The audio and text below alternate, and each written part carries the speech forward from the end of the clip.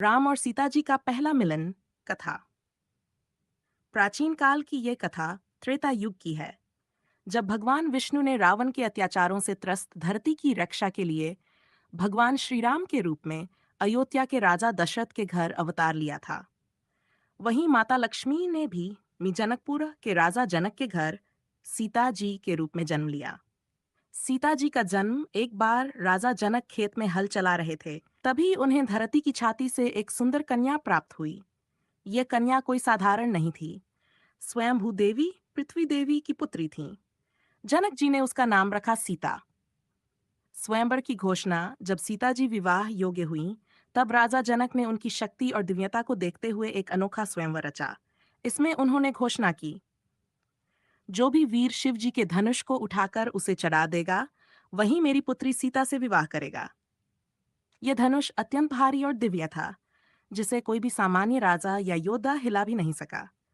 श्री राम का आगमन उधर महर्षि विश्वामित्र राम और लक्ष्मण को अपने साथ लेकर यज्ञ की रक्षा के लिए जंगलों में लाए थे।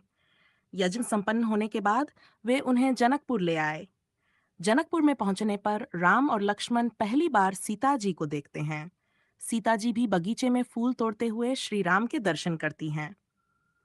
उसी क्षण दोनों का हृदय एक दूसरे के लिए खिंच जाता है।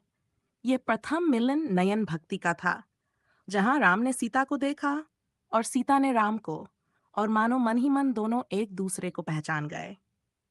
स्वयंवर में चमत्कार। स्वयंवर के दिन जब बड़े बड़े राजा रावण जैसे बलशाली योद्धा भी धनुष को नहीं उठा पाए, तब महर्षि विश्वामित्र ने श्री राम को संकेत दिया।